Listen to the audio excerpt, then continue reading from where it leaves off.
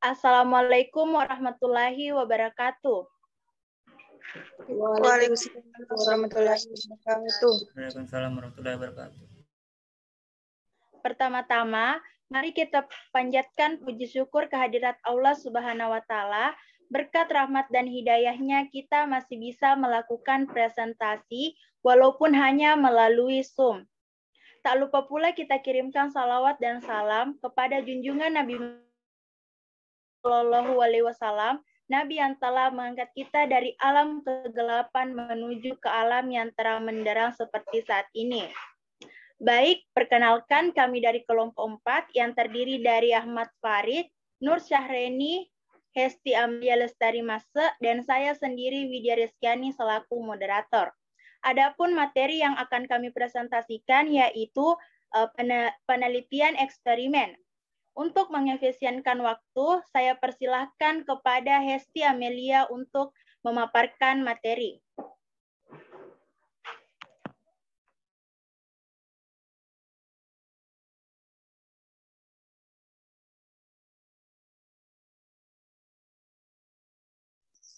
Baik, terima kasih atas kesempatannya.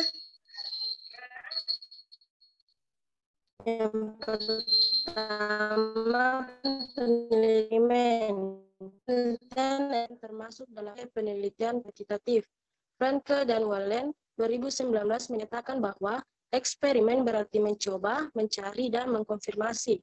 Gordon L. Patzer 1996 menyatakan bahwa hubungan kausal atau sebab akibat adalah inti. Hubungan kausal adalah hubungan sebab akibat. Hal ini berarti bila variabel yang dan diubah nilai akan merubah nilai.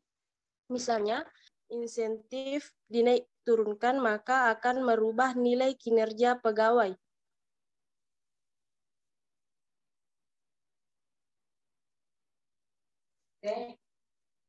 Selanjutnya menurut Krill 2012 menyatakan bahwa pengertian metode penelitian eksperimen digunakan apabila penelitian ingin mengetahui pengaruh sebab akibat antara variabel independen dan dependen.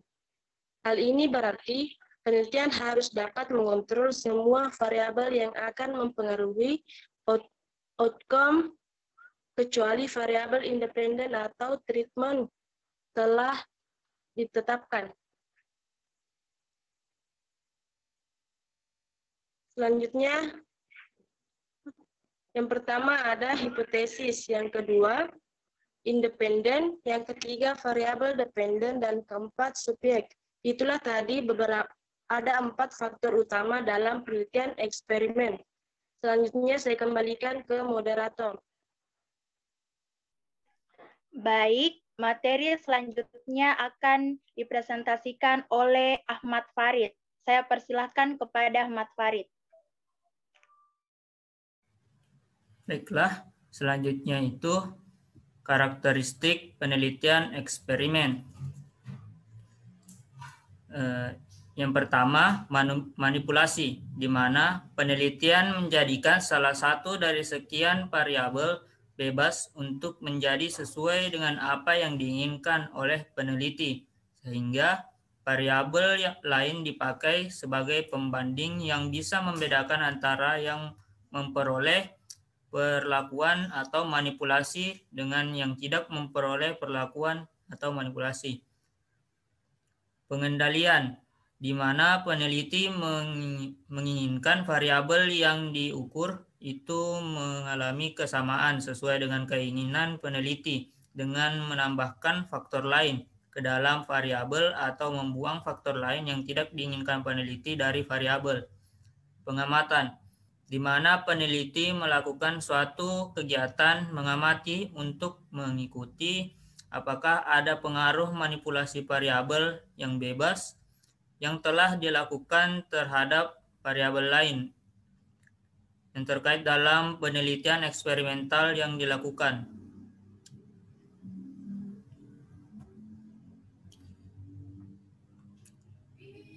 Itulah tadi 3 hal yang menjadi karakteristik penelitian eksperimental menurut Jalaluddin Rahmat tahun 1984. Yang ketiga, tujuan penelitian eksperimen. Tujuan penelitian eksperimen adalah untuk meneliti pengaruh dari suatu yang diperlukan suatu perlakuan tertentu terhadap gejala suatu kelompok tertentu dibanding dengan kelompok lain yang menggunakan perlakuan yang berbeda. Misalnya, suatu eksperimen dalam bidang pendidikan dimaksud untuk menilai atau membuktikan pengaruh perlakuan pendidikan, pembelajaran dengan metode problem solving terhadap prestasi belajar dan kemampuan komunikasi matematika pada siswa SMP atau untuk menguji hipotesis tentang ada tidaknya pengaruh perlakuan tersebut jika dibandingkan dengan metode konvensional. 4. Kelebihan dan kelemahan penelitian eksperimental. A. Kelebihan penelitian eksperimen.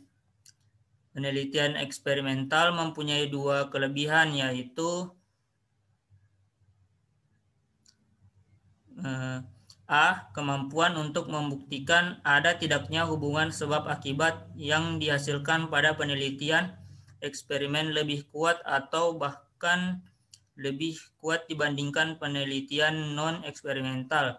Artinya, variabel terkait yang terjadi atau muncul dalam penelitian eksperimen hanya disebabkan oleh variabel bebas dan bukan oleh faktor-faktor lainnya. B. Kemampuan untuk memanipulasi secara tepat suatu atau lebih variabel yang diinginkan peneliti. Saya kembalikan kepada moderator. Baik, materi selanjutnya akan dipresentasikan oleh Nur Syahreni. Saya persilahkan kepada Nur Syahreni.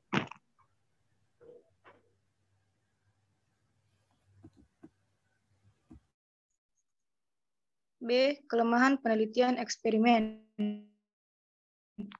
Adapun kelemahan-kelemahan dari penelitian eksperimental, yaitu yang pertama, penelitian eksperimental sulit untuk digeneralisasikan dalam kehidupan sehari-hari.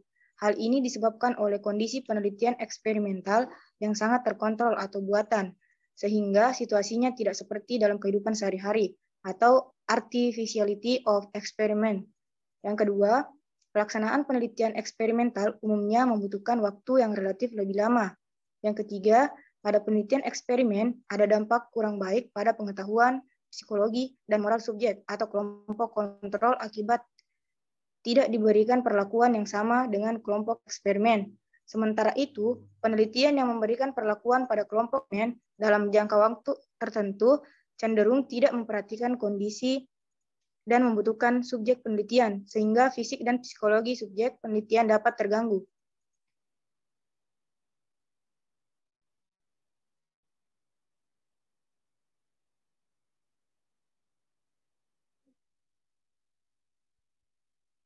Yang kelima, langkah-langkah penelitian eksperimen. Langkah-langkah dalam penelitian eksperimen pada dasarnya sama dengan jenis penelitian lainnya. Berikut ini menurut Sukardi, tahun 2013, halaman 182 sampai 183, yaitu yang pertama, melakukan kajian secara induktif yang berkaitan erat dengan permasalahan yang hendak dipecahkan. Yang kedua, mengidentifikasi permasalahan. Yang ketiga, melakukan studi literatur dari beberapa sumber yang relevan, memformulasikan hipotesis penelitian, menentukan definisi operasional dan variabel.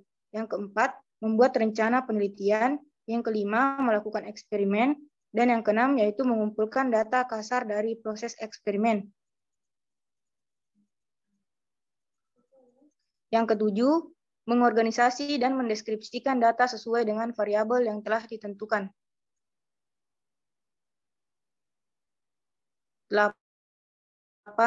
Melakukan analisis data dengan teknik statistika yang relevan. Dan yang kesembilan, yaitu membuat laporan penelitian eksperimen.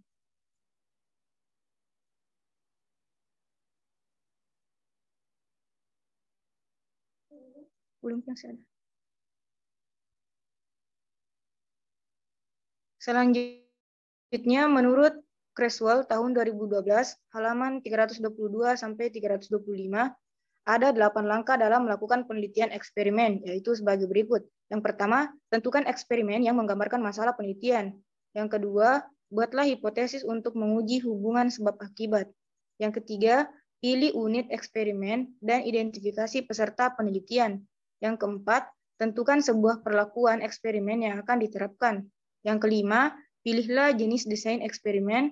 Yang keenam, lakukan percobaan atau penelitian. Yang ketujuh, atur dan analisis data. Dan yang kedelapan yaitu kembangkan laporan penelitian.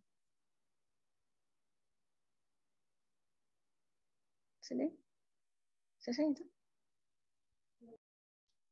Saya kembalikan kepada moderator. Baik, itulah tadi materi dari penelitian eksperimen.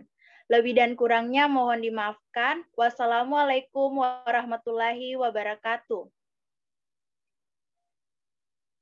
Bagi teman-teman yang mau bertanya, silahkan bertanya pada forum diskusi yang telah disediakan di Siam Oke. Wassalamualaikum warahmatullahi wabarakatuh. Waalaikumsalam Salam. warahmatullahi wabarakatuh.